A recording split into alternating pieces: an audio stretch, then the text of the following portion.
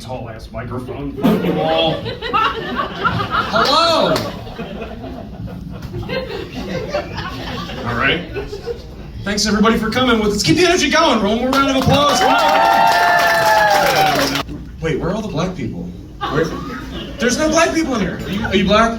Thank God. Thanks for being here. What kind of Berlin is this? And I'm backed up to a fireplace, and I'm Jewish. This is. Thanks everybody for showing up. I appreciate it. Like you said, I am the creator of Dust Off the Mic podcast. My fans are back there. Give a little cheer. My wife's back there as well. My biggest supporter. Thank you, honey, for coming. Mark, do me a favor. Feel free to overserve the shit out of her tonight, because whether I make you laugh, I'm still gonna get blown. Let's do this shit. I want that good old-fashioned slob job. That, oh my God, honey, you were so funny.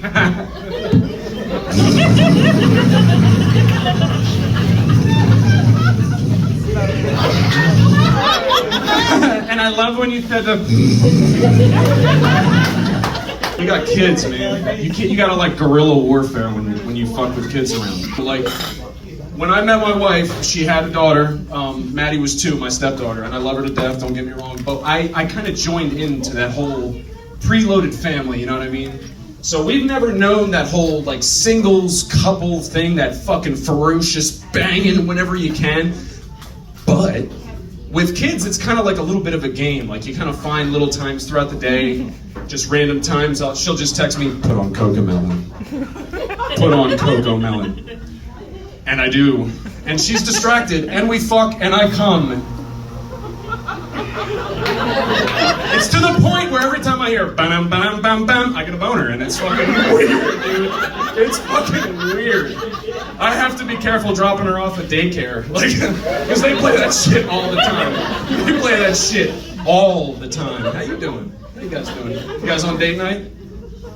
Don't talk much? That's cool. You have, sir, you have resting murder face. Does anybody tell you? What's your name, bud? What's your name? Your name? Yeah, you. What's your name? Nick? Nick, nice to meet you, man. I'm Dustin. I'm imagining if you come, it looks like an arm wrestling match. Just Are you with him? Are you with him? Can you confirm or deny the O-face? You're not with him? You're a complete stranger. You don't know how he comes. Fantastic. Fantastic. Oh, are you uncomfortable? Are you? So, what's the, I mean, there's a lot of older people in here. Why do I feel like I'm in a bingo hall? What is going on? We're getting some serious bingo. B2.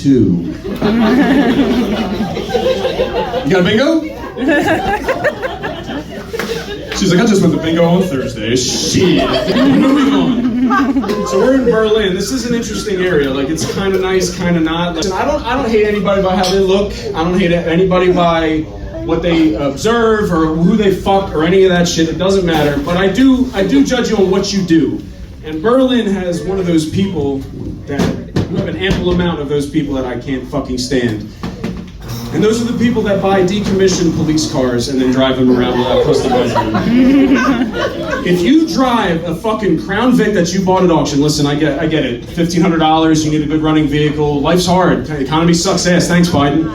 But fuck you. Take the spotlight off. I'm a felon. I get anxiety. All right, I've been doing nothing wrong. I haven't done narcotics in over 10 fucking years. And every time one of you budget-buying cocksuckers wants to buy a fucking Ford Explorer and keep the fucking rims on it, I gotta have a panic attack every time you get up behind me.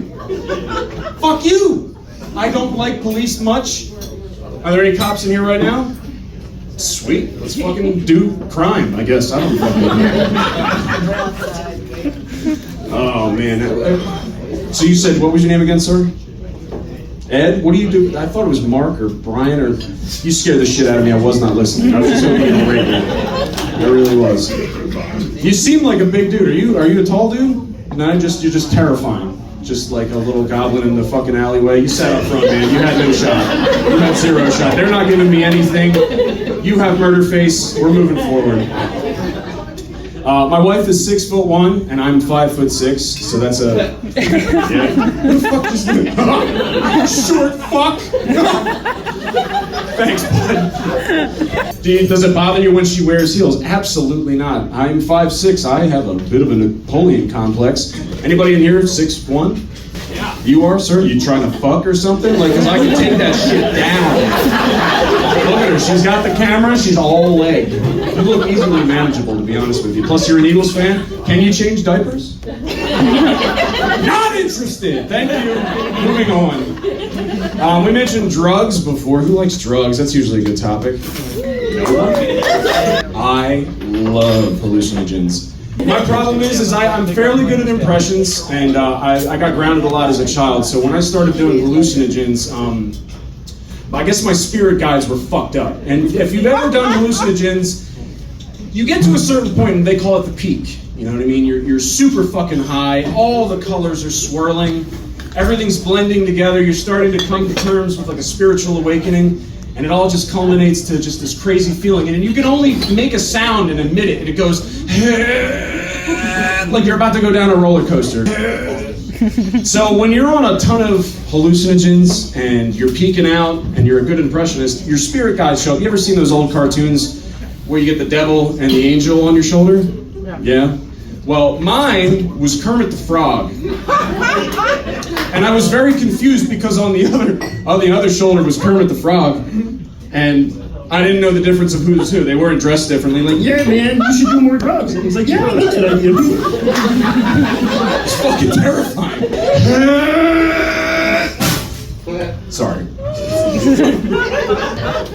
This is a fairly mixed age crowd right here in this table. What's the dynamic here? You guys are complete strangers, and now you're imagining him coming all the time, right?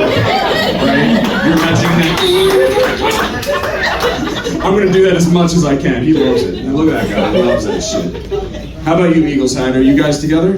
Yes. How's his O-face? He's got an Eagles hat, so I bet he chants. He's like, C-U-M, come! Oh man, any parents any parents? What the fuck is that? One parent? It's okay to speak, guys. I'm not gonna hurt you. If you raise your hand, I'm not gonna be like, all right, kill the parents, kill all the parents. Stab them in the head repeatedly. No, all right, so we got one fucking admitted parent in here. I love being a dad. I really do. It's probably one of my greatest pleasures in life. I changed careers to be a better dad. So I had the other day what I like to refer to as, not the other day, like the other month, as the craziest parent moment I thought I could ever imagine. You need to learn a little bit about me. I'm immature as fuck. Now, one of the greatest pleasures in a man's life, in my opinion, is when a man comes home and he's greeted by his daughters. And like I said, I have an 11-year-old stepdaughter, Maddie, and I have a 3-year-old daughter named Evelyn. Now my 11-year-old, she's starting to get a bit of a toot. So 3 and 11, one just shits, the other just gives me shit. And gives me shit to think about. Now, I walk in from a 12-hour shift at a sales job. I'm exhausted, mentally drained, but I know my moment's coming. My daughters are gonna come and run up to me and love me and all that stuff. Maddie comes around the corner, my 11-year-old, she just goes, Dust! And she calls me Dust because I am a stepdad. She goes, Dust! Have you seen my queef box?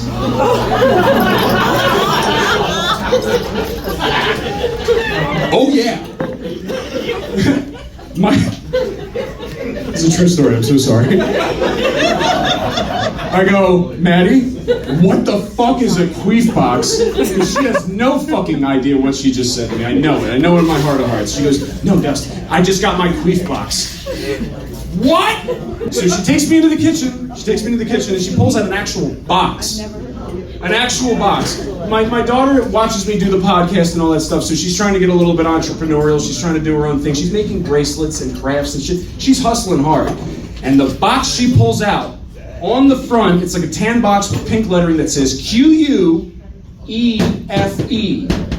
Anybody? Q-U-E-F-E.